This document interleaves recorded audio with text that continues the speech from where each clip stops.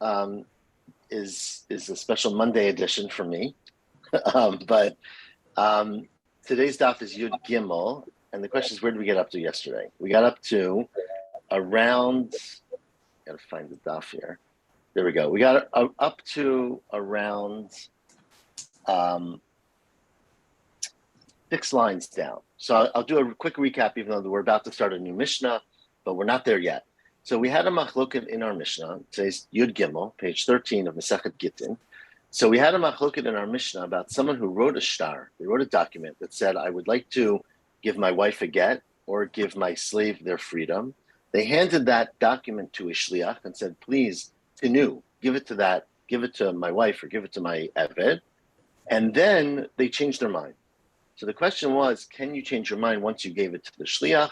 Or do we say that the shliach, the messenger, accepted it on their behalf, even though they didn't know about it, under the principle that you can accept something for someone and get a kinyan, acquire it for them, even without them knowing, on the assumption that they would want it because it's a net positive, right? And so the Mishnah said that for a wife, it's not a positive because it could be negative for her to be divorced. She might lose her access to all the resources that her husband is required to provide her. But for a slave, it's a net positive, and therefore it's a freedom right away, and you cannot go back. Rabbi Meir argued, or Rabbi Meir said, well, the fact is that a slave might be able to eat truma if he's a slave of a Kohen, and if he's freed, he no longer can eat truma, right? So says the Gemara now, 6 lines from the top, with Rabbi Meir, Teinach Eved Kohen, your argument might last for an Eved who's Kohen, right? Because by freeing him, you're losing access to being a Kohen because he's not truly a Kohen. He only gets to eat truma and the things that a Kohen gets because he's the property and therefore subordinate to the Kohen. But once he's free, he can't do that. But Eved Yisrael, Ma'ikel Meimer. But what if he's not a Kohen? What if his owner is a Yisrael? What are you going to say in that case? Rabbi Shimon bar Yitzchak, the reality is that we were just trying to give you one explanation of why an Eved would want to stay an Eved. But there may be many other reasons, right? And the biggest one is that an Eved is doesn't have the same rules of not sleeping with different women that a regular Yisrael has. And in fact, that was apparently, at least according to the Gemara, can't vouch for any of this, but apparently that was one of the sort of views of how an Eved was used. The Eved was used both by the owner for that purpose, I guess having children, but also was not expected to have the same commitment to one woman as it was expected of a free man, for example. And so, says Rabbi Meir, they lose that benefit. He can no longer sleep with every Kanani shifcha that his owner has. He might have, a group of servants, and he lost the relationship with them. Okay, he lost the relationship with them, but he now can marry a regular person. Adarabba, harehu matira bebat chorin. Now that he's freed as a slave, he becomes a Jew essentially, and he can marry a free woman, which a free woman's not allowed to sleep with a slave. Says, well, it doesn't matter. Because Avda, when a slave, or some slaves is probably the best way to say this, they prefer having it uncommitted, right? Hefker. So where you're not in a relationship, because zilale, zila literally means it's cheap. You don't have to commit very much. Shrichale, pritzale, it's available. And so they act with pritzut, and therefore there are benefits to being a slave that the slave will potentially lose. Now, obviously, many slaves would want to give up those benefits, quote unquote, of being a slave because they'd rather be free, but not every slave wants to do that. And therefore, you cannot assume that it is a benefit for a slave to be freed. And if the slave does not know about the shliach, then the shliach cannot accept it automatically. The shliach can take it to the slave and offer it to them or even force them, but cannot give it automatically, and therefore the owner can back out according to the Chachamim. According to Rabbi Meir, not the Chachamim. Okay, now we're up to the Mishnah on Daf Yud Gimel Amud Aleph. Hopefully everyone can hear. We're clear. Technical. Okay, got thumbs up from Charlie. Says the Mishnah, very, very interesting Mishnah. Ha'omer tenu get zet l'ishti. Okay, a person who says, give this get to my wife. Now, Rashi here is a little bothered. I'm not going to go into it a lot about the exact girsa. But Rashi, I'll just point it out, says that we should say what I just said, tenu get zet l'ishti, right? But that it's not where you actually gave it didn't give it to the shliach. You actually said to the shliach, take this get and give it to my wife. Okay, we'll see what the issue is here. Ushtar shechur ze lavdi, or you say to the shliach, give this document that frees them to my eved, umate. But then the owner or the husband dies. And the shliach is there holding the get, holding the shtar shechur, but the person who gave it to him is dead. And the question is, can you give over that get or that shtar shechur? Says our Mishnah, lo yitznenu lachar mita. You cannot give it after the death. The husband's dead. He can't divorce his wife when he's dead. And the same thing is true about the owner. You can't free your slave. Now, the inheritance goes to his children. His children can decide to free the slave, but the owner is not alive, and so the shtar did not happen yet. And therefore, once he dies, the whole thing is batal. However, if you say, and this is why our Mishnah is bringing this, tenu manali ishploni v'meit, yitznenu lachar mita. If you're not talking about changing the status of a person or freeing a person, you're talking about giving money to a person. If a person, not me, if someone says to a shliach, I want you to give $100 to Ruvain, and then the man who said that dies, once he said it, it's as if he already gave it over, and the money goes to Ruvain. Okay? We'll see why in the Gemara. Amar Rav Yitzchak bar Shmuel bar Mirta Mishmei Derav, v'hu shetzvurim u'munachim b'keren zavit. This is only true if the money is identified. It's sitting there in the corner, and when the man who's going to die, you might not have known he was going to die, but the man who was going to die said, please give this money, $100 to Ruvain, he pointed and he identified the specific $100 that he wanted you to give to Ruvain. Not if it was just give $100 from my estate to Ruvain. So it says now, slow down, right? So that's an interesting qualification.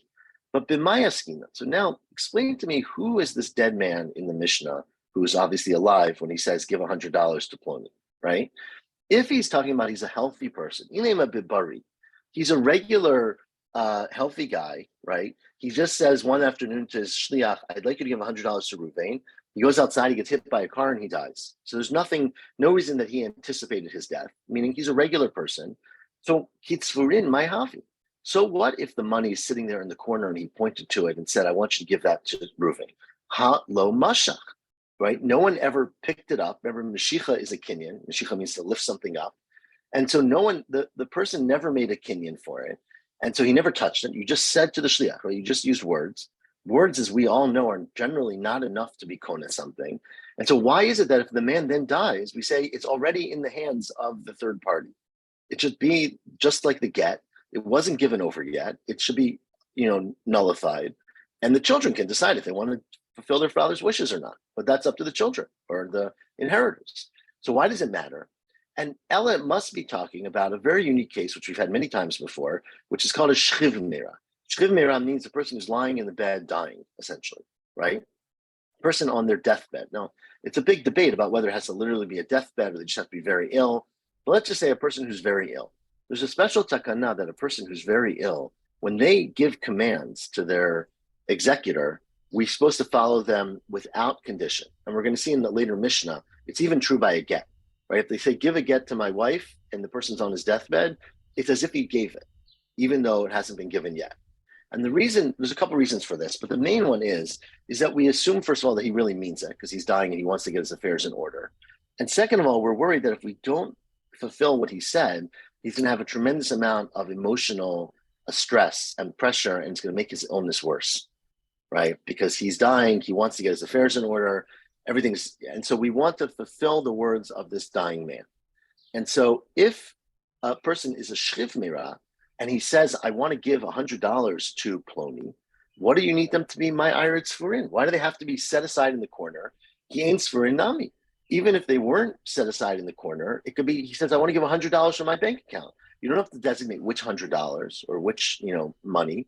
The hakaimalan, the halacha is, the divrei shchiv mira, that the words of a shchiv mira, meaning the words alone, without any shtar, without any handing over, are kichtuvim uchimusurim damo. It's as if he wrote them down, signed them, and actually handed it over to the third party.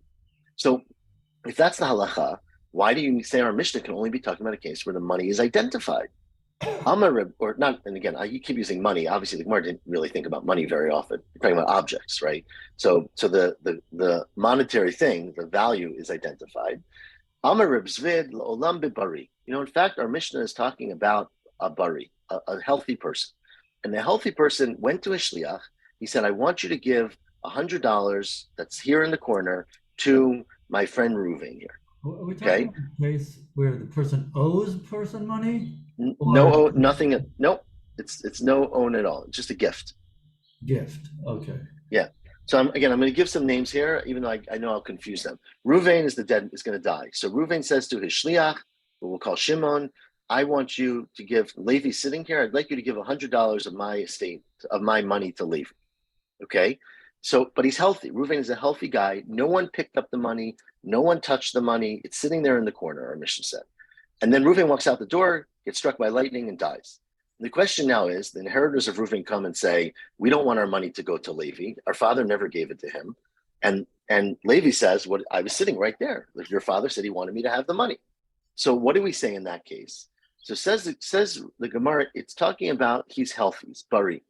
And the reason that Levi gets to keep the money is because of a special halacha of Rav Huna Amarav. The Amar Rav Huna Amarav, first wide line, if a person says, Mana li biyadcha, right? Ruvain says to Shimon, I lent you $100. You owe mana, a mana of mine, 100 of mine is in your hands, meaning you owe me $100. And no one disputes that. And says Ruvain to Shimon, instead of giving it to me, instead of returning it to me, Tanehu lo leploni, I want you to give that debt, that $100 that you owe me, to Levi, to someone else. If you do it b'mamad shlashtan, if you do it in front of all three people, the three people being Ruvain, who owed the money, Ruvain, who's owed the money, Shimon, who owes the money, and Levi, who's the recipient, as long as all three are present, kana. That saying it in that presence of the three people makes it a done deal. And without picking up anything, without handing over anything, it's automatically done. That's where he owes. That's That's where he where, owes the money. Correct. The Gemara's going to ask that not point in his a second. debt. Gemara's going to ask that. But that is correct. That the case that he gave is where he owes, Shimon owes Reuven money. Reuven says to Shimon in front of Levi, instead of paying me back, I want you to pay Levi. If I change my mind, say I'm Reuven, 30 minutes later, I can't change my mind. I handed over my loan to Levi without physically handing over anything. That's a chiddush of Rav Huna Marav. We're going to discuss it more today and tomorrow. But that's how you can understand our Mishnah. So the man who was dying was healthy. He didn't know he was going to die in 30 minutes. And he said, I want you to give $100, but it has to be in front of us. Because if the money's not here, it doesn't work. And Rav Papa says, no, the person in our Mishnah is a dead man. He's on his deathbed. And therefore his words have special weight. So why does the money have to be in front of us? That's another saying of Rav. Amar Rav, as Rav said, a person who's dying, and he says, give $100 to Levi. If you say minichzai, from my property, if you say manazeh, I want that $100, doesn't have to be in front of us, but that $100 that I designate notnin, then you listen to the words of the Shchivnira and you give that $100. But if you say manastam, ain notnin. If you just say, I want him to get $100, you don't have to give $100. Why? Because chashinan shenma mana kavur kam. It might be that he has a mana that's buried, right? He's got some secret, that's what we call a Swiss bank account, right? He's a secret financial thing that's buried, no one knows about. And his intention was not to give his regular estate to his friend. He had in mind that, once you find the treasure that I've hidden away, I want you to give that to my friend. You can't just take any of his money and give it over. And therefore, the money has to be in front of us. It says more of a hilchata, but the halacha is that that's a little far-fetched. Maybe not anymore, but it was then. The kfura chashinan. You don't have to worry that there's, secret bank accounts hidden. And the person who's dying, who says, I want you to give my money to someone, should be listened to no matter what, even if he doesn't designate which $100. Now, Rav Papa by Tamalamik Rivsvid. Why did Rav Papa, who said the second shot, not say like Rivsvid, that we're talking about a healthy person, but the reason that you have to give the money is because of this special thing called ma'amad shlashtan. Turn the page here. Because Kasavar Rav Papa holds, Ki Amar Rav, when Rav says that this ma'amad shlashtan, it works lo shna b'milveh, lo shna b'pikadon. It works whether you're talking about a loan or whether you're talking about a pikadon, right? The difference between where, let's say, and this is a very important difference, right? Let's say Ruvain borrowed $100 from Shimon, okay? That's called a milveh. Then Shimon comes over to Ruvain and says, instead of paying me back $100, I want you to give that money to Levi, right? So that's a milveh. The more obvious case where Rav's halacha works is a pikadon, where Shimon walked over to Ruvain and gave him an iPhone, right, to borrow.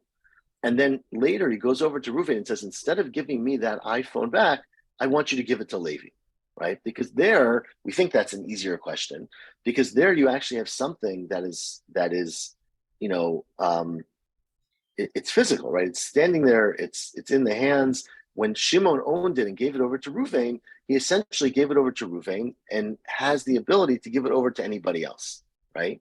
But there is a machloket about that point, whether the halacha would apply to both a loan and a pikadon. We're going to discuss it a little more as we go on.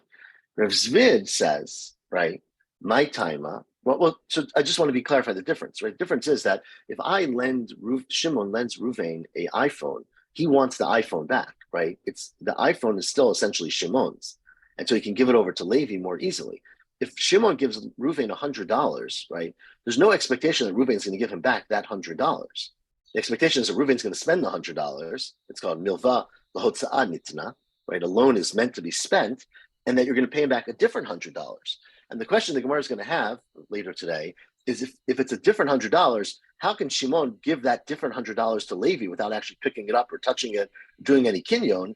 He never owns that $100, right? Because the actual money that's being paid back is not the same money that you lent.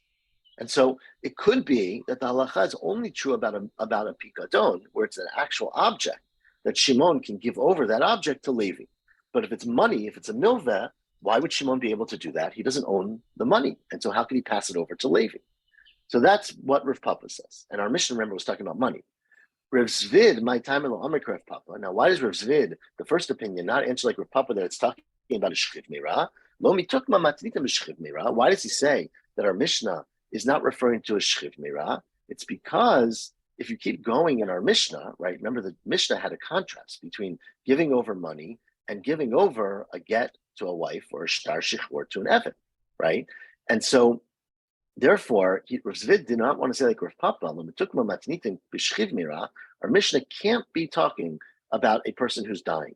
Why? Mimai?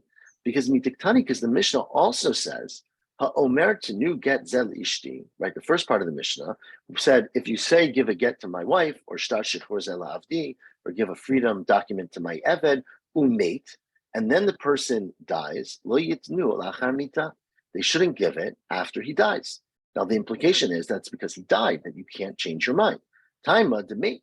The reason is that it's that he died. Hamichayim, right? No, it's it. Now, if he was alive, you would give it over. Now, why would you give it over? Because taima damar tinu, because you said the word tinu, right? Which doesn't, remember, if you walked over to shliach and said, "Can you hold this get for me?" That he can't go give it to your wife and divorce her, right? Because you never said, "I want her to have it," right? You just said, "Hold on to it for me." But in our Mishnah, you said, give this to the wife or give this to the Eved, and therefore the Eved can do it, the Shliach can do it if the original person is alive. But halo amartnu, the implication is that if you didn't say, give it over, a notnim, then the Shliach would not be allowed to give it because you didn't deputize the Shliach to give the get or give the freedom document. However, that's not true about a Shchiv Meirah, because we have a halacha by a Shchiv Meirah that afal gav, lo amar tenu notnim. A person who's on their deathbed who hands over a get to a shliach, he doesn't have to say the words "give it to my wife." The clear implication is, I'm dying. I want my wife to have this get. Otherwise, why are you handing it over? And so, if you're talking specifically about the case of shchiv meirah, you don't need the word tenu. And therefore, our Mishnah, which seems to imply that you need the word tenu, you need to say to your shliach, "Please hand it over for me." It must not be talking about a shchiv meirah. Now, how do we know that? It's from a Mishnah. It's none. The Mishnah says, very interesting Mishnah, which we're going to have later on, Rishona hayu omrim. Initially, back in the old times, meaning the earliest halacha, they would say, hayotze b'kolar. A person who's being walked out in the kolar literally means the collar, right? And so that was a method of execution or a prelude to execution, I guess in Roman times, right? But maybe any time, where basically someone's sentenced to death and they're being led through the streets to their execution in a kolar.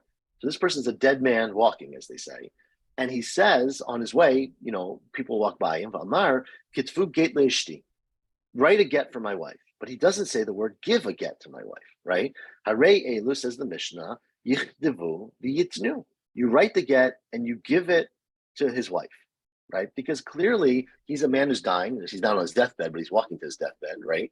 And so he's clearly dying, and there's no doubt about his death, right? I think there were no pardons back then, right? Maybe there were some, but there were very few. So he's on his way to his deathbed, and he says, write a get for my wife. The understanding is it means write and handle and deliver the get to my wife. And so if our Mishnah was talking about a shchiv meirah, it wouldn't have to use the word tenu. Now, just to finish the Mishnah, because we're going to get back to it later, but we're going to discuss it many times in this Masechta, that was the original halacha, was that only a man who was walking out to his imminent death and who said, write a get for my wife, meant give it to my wife. But Chazru Lomar, over time, they realize that many people die and they don't plan their deaths, right? So there are many people who engage in dangerous behavior because they're forced to, and they also are thinking about what happens if I die. So they continue to say, says the Mishnah, Afa mifaresh, so too a person who goes out on the sea. Mifaresh means you go out for a long trip, right? Christopher Columbus set out on his way. The chance of him returning was not great, right? Again, obviously the Post can talk about this, that it depends on what your trip is, right? If you're going paddle boating in Central Park, this is not what mifaresh means, right?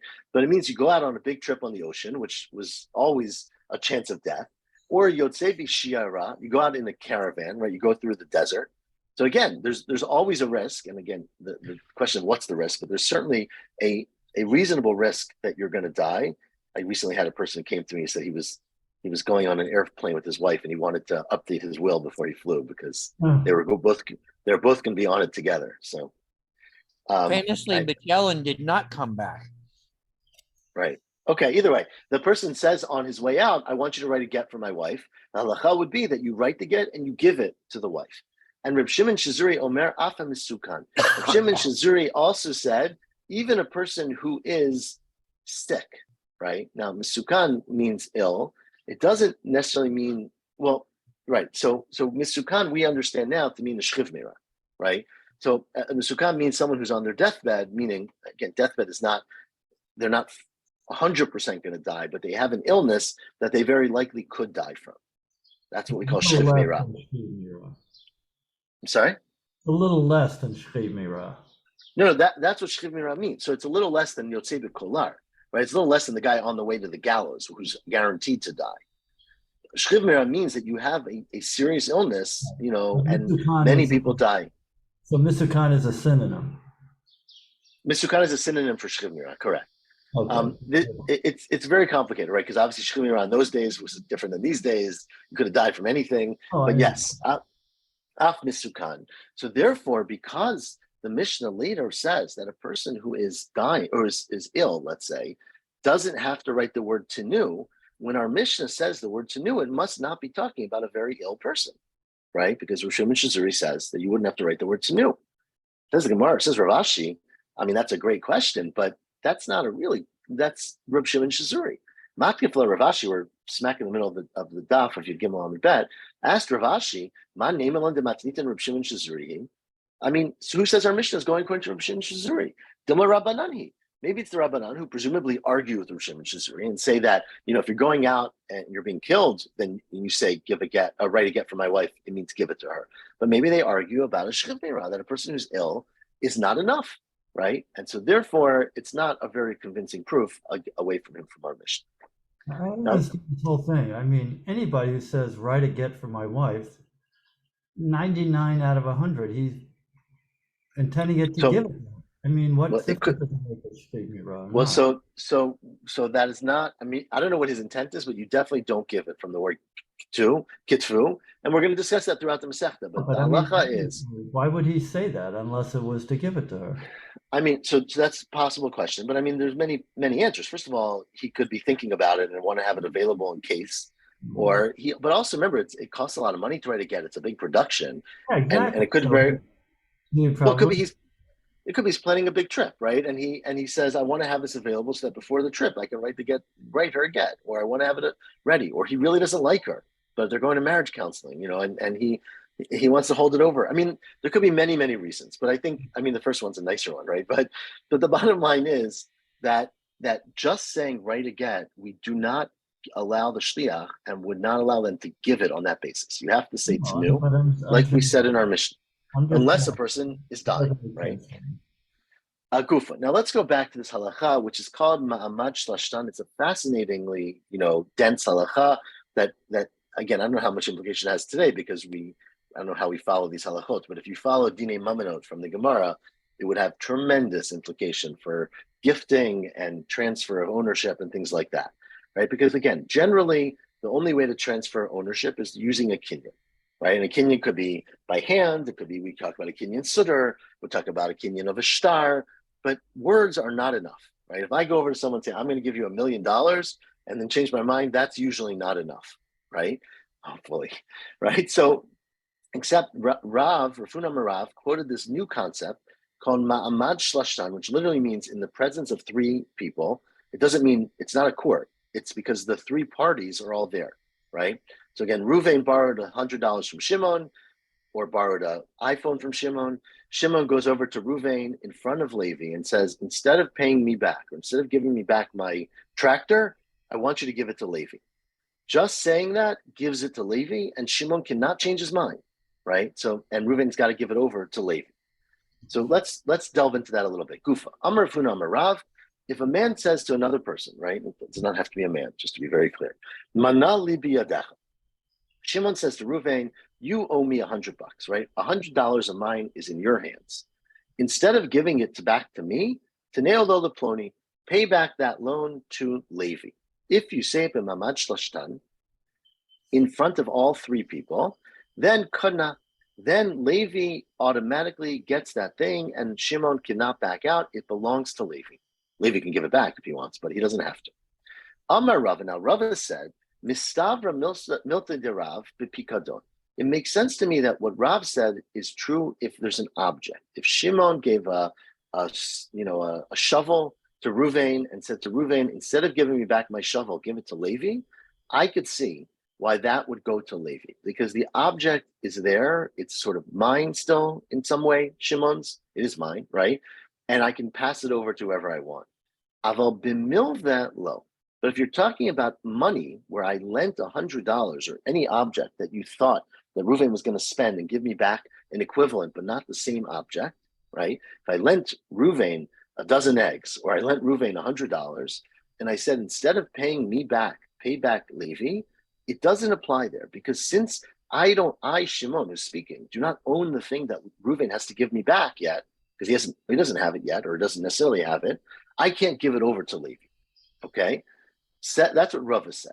And says the Gemara v'ha'elokim, but by God, it's not true, right? Amar Rav afilu b'milva. But Rav did not say that. Although it makes a lot of sense to you, Rava, you are wrong. Rav said this halacha even by a milva. And we're going to ask in a second why, how it works, right? It's marnami. In fact, we have a clear statement that supports that. Amar Shmuel, Mishmei de Levi. Shmuel was quoted the name of Levi as saying, if you have a milva li biyadech, so not a mana, not necessarily an object, but a loan that Reuven has that belongs to, that he borrowed from Shimon, and Shimon says, Taneo lo leploni b'mamad shlashtan, give it over to Levi in the presence of all three of them, kana. The time of my, so what's the possible reason for that? How, or not necessarily the reason, what's the mechanism? Because Amar Amemar, says Amemar, listen, the rabbis realized that it's very common that people pass over money from one person to another, right? Shimon might owe Levi, and it's much easier than going and collecting it from Reuven and then passing it over to Levi, just saying, this person owes me, a spade, a hoe, a shovel, give it over to Levi. It makes life much easier. And because of making life easier, the rabbis added a sort of a philosophy that anytime na'aseh, right, Amar Meimar, na'aseh ka'omer lo b'shat matan ma'ot. It's as if a person says, and again, it's if, but it's just imagine and accept it, that at the time that Shimon lent $100 to Reuven, it's as if he said to him, Ruvain says, I owe you now $100. It's as if he says, Shabbat nalach, I owe you now $100 back. Lididach, to you, Shimon, who lent it to me. Ulechol da'atum yachmatach, and whoever came from you. So that basically it was when Ruvain accepted the money, he was saying, it's assumed, that he was saying, I will pay you back or whoever you want me to pay back. So from the moment of the initial transaction, already other people are involved if Shimon wants them to be involved. Amar le Rav Ashi Lamimar, well, that's a very nice, legal technicality. But what if the people are not alive, right? What if they're not there? Meaning, what if 10 years later, or 20 years later, Shimon goes back to Levi and says, to Ruvain and says, you owe me $10,000. I don't want you to pay me. I want you to pay my kid, right? My son for his bar mitzvah present, right? But his son wasn't alive at the time of the original loan. So if it's a mechanism that basically when you originally borrowed the money, you said, I'm going to pay you back or anyone you want me to pay, that's great if those people exist. But if they're not extant in the world, you can't make a responsibility to someone who's not there yet. You can't make a kinyan for a davar shelo bala olam. You can't make a kinyan for something that doesn't exist, right? So ask Rav Ashi Tamimar Lamiata Hakonel Nodim. What if you want to give it over to people who were born after the time of the original loan? They didn't live, they weren't alive at the Matan Ma'ot. Would you say Achanami de lo kanu? Would you say that in fact it doesn't work? Meaning Rav said you can do this thing b'ma'amad shlashtan, but only if the people were alive at the time of the original loan, which might be true. But that's a very weak rule when you start having exceptions that you have to start delving into. Now, of course, even Rabbi Meir says in Mardafila, Rabbi Meir, who says, remember we've had this opinion before too, that Adam makneh davar shelo ba la'olam. Rabbi Meir says, right, that I can go over to someone and say, I'd like to buy the fruits that are going to come on your tree next year, right? And then the fruits come the next year, and the guy says, I changed my mind. I can say, I already made a kinyan. He said, what do you mean made a kinyan? They didn't exist at that time. Rabbi Meir says that, in fact, you can give over something that doesn't exist. But that's only hani mili l'davar sheyesh no bolam. But that's only to a person who exists. Aval l'davar she'eno bolam. If the person doesn't exist, you can't make a kinyan for something if you're not alive, right? Lo. And so everybody agrees that people who are not born cannot make kinyanim. And so if the concept of ma'amad shlashtan is relying on making a kinyan at the time of the original loan to say, I will pay you back or anybody who comes from you, then you can't apply it to people who are not alive yet. Ella Amar Rav Ashi, Sir Rav Ashi, I have another fascinating explanation, which is that, you know what? There is actual benefit to Ruvain. Remember, Ruvain is the borrower, right? Ruvain borrowed $10,000 from Shimon. 10 years later, Shimon notices that he's not getting paid, right? So he sells the loan, right? People do this all the time, right? He goes to Levi and he says to Levi, I will sell you the loan for whatever deal. You give me your house, I'll give you this loan, whatever it might be. And then he goes over to Ruvain. He says, let's not write the documents all over again. Ruvain, instead of paying me back $10,000, pay back Levi, right? So our question is that, and Rav says that works, right? Levi now owns the loan, right? Ruvain's got to pay Levi back the $10,000. The question we have is, what kinyan did Levi make? Says Rav Huna, right? It's Rav Huna, right? Rav Ashi, sorry. Says Rav Ashi, you know what? That Ruvain makes a kinyan to Levi because Ruvain is actually benefiting from transferring the loan to Levi. How is Ruvain benefiting from transferring the loan to Levi? Says Rav Ashi, Behanhi Hana, in that benefit that Ruvain, the borrower, gets, the Kamishtanile be Milve Yishana, the Milve Chadasha. He gets the difference between an old loan and a new loan. Right? Everybody knows you owe someone $10,000. As time goes on, that becomes more and more of a burden because you haven't paid them back. They keep asking you for the money. You keep pushing them off. You say, I'll pay you next year. My money's coming in any day now, right? But when it gets to a new lender, you can start the whole game over again, right?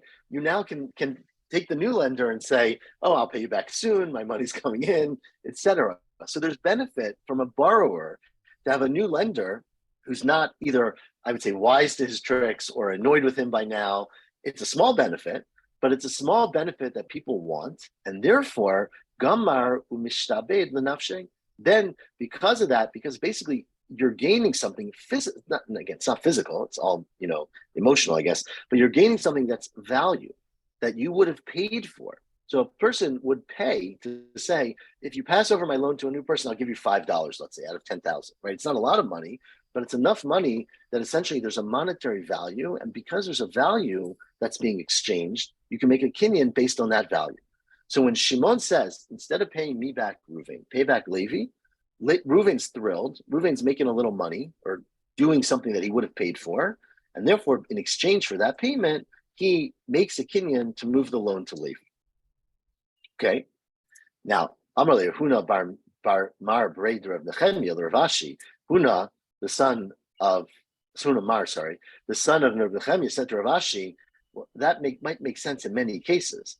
But what if the new people who you borrowed money from are the mafia, right? What if Levi is a much harder debtor? Then Elamiata could go and hide the Beibar Al Yashiv in the house of El Yashiv. You did not want to borrow money from these people because they would be katvi v'shakti the altar. They would tie you up, right? And they would break your kneecaps and they would take their money right away. They were loan sharks. So then you're saying hachanami de lo kanu, right? That if that happened, right? If Shimon went to Reuven and said, "Oh, don't worry, you don't have to pay me anymore. Pay the loan sharks over here instead." That wouldn't work because Reuven wouldn't want that, of course, right? Meaning you're making it dependent on Reuven being happy that the loan is moving over to a new person. But that's obviously conditional on who gets the loan, right? You can't say that in every case. Maybe you'll say that that's true. No, it can't be, because in Cain, the tata divarecha the shiurin. Then you've ruined your principle, right? You have a halachic principle, but it's like, our Constitution. Then every single person who interprets it is going to find a new interpretation, and it's going to change the halacha. It's going to be different whether you ask Judge A or Judge B, or different whether you borrow money from a kid or you borrow money from an adult. And obviously it's going to be debatable who's considered to be a bad debtor and who's a good debtor. And therefore, it can't be that that's the explanation. It can't be that you're giving over the ownership of the loan in exchange for the money that would benefit you, not the money, but the hana'ah that you benefited from getting a new owner for your loan. And so that's not a good explanation. Ella, I'll read one more line, but I'm going to ask him to pick it up here tomorrow. Ella Amar Marzutra, Hani Tlatmili, Shavinu Rabbanan Kihochata Velotama. The following three things, Chadaha, the first one is what we just said. I'm going to leave it here. But the first one is, well, maybe, you know what, we have 5 more minutes. I'll keep going. Sorry. Is that okay? We're good? We got 5 more minutes. Okay. So in fact, said Marzutra, there are 3 concepts that are essentially rabbinic monetary concepts where the rabbis got together. I don't know exactly when, but somewhere, maybe it was by consensus over history, not at one time, but the rabbis made it a halacha, and they did it without a ta'ama. Now, ta'ama does not mean there's no reason, because otherwise they would have done it. They wouldn't have done it. It means without a halachic basis, right? They didn't have a source for it. Tosas points that out here, that they did it for a reason, but they did it without a reference, basically. And they basically got together. Now, of course, remember, whenever Beit Din does this, we have a concept of hefker, Beit Din, hefker, right? That the courts have an ability to make laws and to reassign money. Eminent domain, maybe, right? Hefker, Beit Din, hefker. But there were 3 halachot where they said a halacha. There wasn't a clear proof, but they did it because they felt that there was social benefit from having these monetary principles. The first one is this one, what we just said, right? Chad is what we just said, that if you reassign a loan or you reassign a pikadon in the presence of all the parties, you don't need to make a kinyan, you don't need any documents, you don't need to collect it and hand it over. It automatically moves over to the new third party. Okay, so that's one. V'idach, where am I? V'idach, what's the second one? Amar Rav Yehuda Amar Shmuel, a principle that Rav Yehuda Amar Shmuel said that if a person is kotev kol nechasav leishta, let's say a person is dying again, or he's close to dying, and he writes over and says, I want all my money to go to my wife. Says the rabbis, I apologize to all the wives out there, says the rabbis, lo aso el apotropia. We don't think he meant it. He didn't mean that she should get all the money. We meant that he said she should be in charge of all the money. She's the apotropis. I know you translate apotropis in English, the executor, right, for the estate. But we think that a father really wants his children to get his money, and he's either scared of his wife or he doesn't want to, he doesn't want to say in front of her. A husband wants all his inheritors, let's say his children, to get his money. He says on his deathbed, I want it all to go to my wife, but all he means is I want her to be in charge of it, not for her to get it, not for her to acquire it. So she becomes an executor. I'm sorry? If there's no children, then. But, So this is halakha in Bava Batra. We'll get there eventually in a few years. But it might be true even if there are no children, because you have other inheritors, right? You have siblings, you have whatever. But we'll get to inheritance in Bava Batra. And the third halakha was idach. The third one is Amar of Chananya Hamesi Isha Lebno Gadol Bebayit Kano. A person who marries off his son, his oldest son, in a house, the son gets to keep the house. So again, this is a Bava Batra halacha. We explained there that they used to basically build houses. The Gemara often talks about this, right? That when someone got engaged or when someone was going to marry a woman, it was almost contingent on him having a place for her to live, which makes a little bit of sense, right? So they would take the time of the engagement for the person to build a house, and then the chuppah essentially, right, what we call nisuin, was the husband bringing the wife into the house that he built for their marital home, right? Which makes a lot of sense also. So that was traditional. But if a father builds a house for his son is getting married, and the father builds a house for the son, and then the son goes there and has the wedding there, which is what they would do, and they have the feast there. And then after Sheva Brachot, the father says, it's time to move out. I just made this for the wedding. I want to live here. The father's not allowed to do that. They made a takana that if you build a house for your son, the son gets to keep the house. And again, these all reflect what was probably common in society, where you have to rely on this for marriage. Maybe, you could do a bait and switch. You can marry her and then pull out the house, and then the wife is left without a house. So they made a takana for these three things, using Beit Din's koach to reassign money. And one of them is the halacha that we had in our Mishnah, which is that a Shimon who is owed money by Ruvain can stand in front of him and say, instead of paying me back, I want you to give it to Levi. And without any kinyan, the rabbis made a takana that money transfers over, and Ruvain now owes it to Levi 100%, and Shimon cannot re-get it, and Levi can collect from anything that Shimon could have collected from. And that's called ma'amad shlashtan, in front of the three parties. And we will stop here, and I know we'll pick up tomorrow. I don't know what time, but you guys probably all know. Have a great day, everyone. Have a good day. Thank you. Yashikov, have a great day. Thank you all. Get out of here.